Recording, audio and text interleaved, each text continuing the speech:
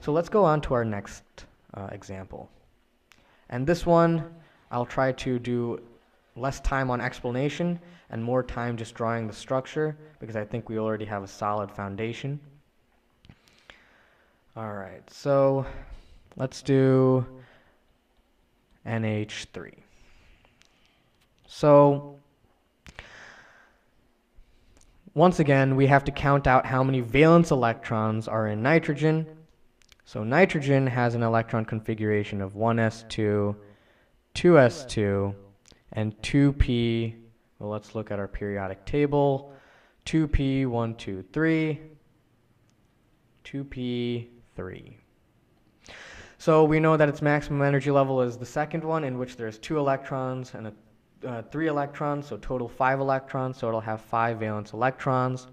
Add that to 3 times how many valence electrons hydrogen has. Hydrogen has 1 valence electron, and oh, that looks like a 7. I will change that.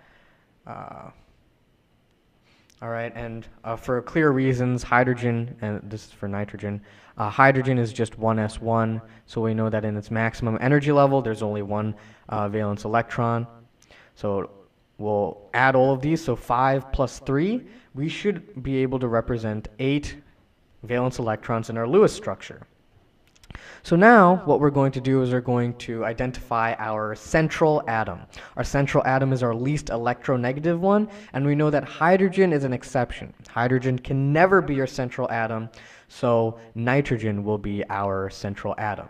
And we'll draw out all the valence electrons for nitrogen. So 1, 2, 3, 4, 5. 5 valence electrons for nitrogen, and now we'll draw the hydrogens. And now we have to be careful.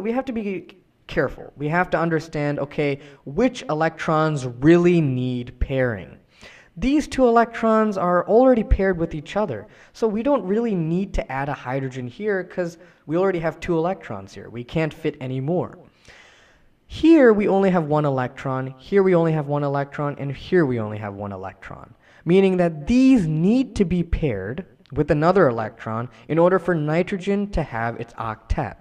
So what we're going to do is we're going to put a terminal atom, or the hydrogens in this case, on the sides where we only have 1 electron, so that hopefully we can bond or we can share hydrogen's electrons with one of nitrogen's electrons. So now I'm going to draw out the valence electrons for hydrogen, which is simply just 1 valence electron. And we see here that we can share hydrogen's electrons with nitrogen's electron for all 3 of these sides, so that now hydrogen completes its total shell with 2 electrons, and nitrogen has its octet, 2, 4, 6, 8. Now, people might say, oh, wait, well, why doesn't hydrogen have 8? Well, keep in mind, if we were to draw a little model for hydrogen, hydrogen only has 1 energy level. And we know that from the formula of 2n squared, which basically tells us the maximum amount of electrons that can fit in each energy level, if we were to, and n represents the energy level, we know that we only have 1 energy level, so there's a maximum of only 2 electrons that can be fit in this 1 energy level. So we know that 2 electrons are the maximum that can fit in hydrogen, and that will make hydrogen very, very happy. It will make it a noble gas, or it can transform it into helium. All right, so hydrogen is happy with its 2, and nitrogen's happy with its 8.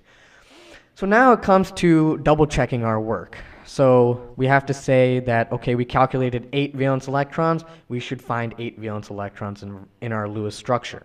2, 4, 6, 8. 8 valence electrons. We know that we drew this correctly.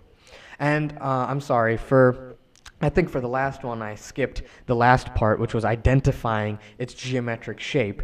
So we'll get back to the first one. But for this one, the best way that I remember how to identify our Lewis structures is basically in the form of coordinates. So I know I have 1, 2, 3 outside electrons, and I have 1 lone pair.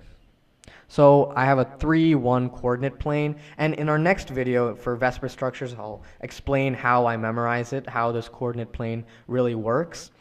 So I know that total I'm at a 4, and 4 I know is tetrahedral, so it's 1 less than a tetrahedral, so I know it's trigonal, pyramidal, or pyramidal, whatever you would like to call it.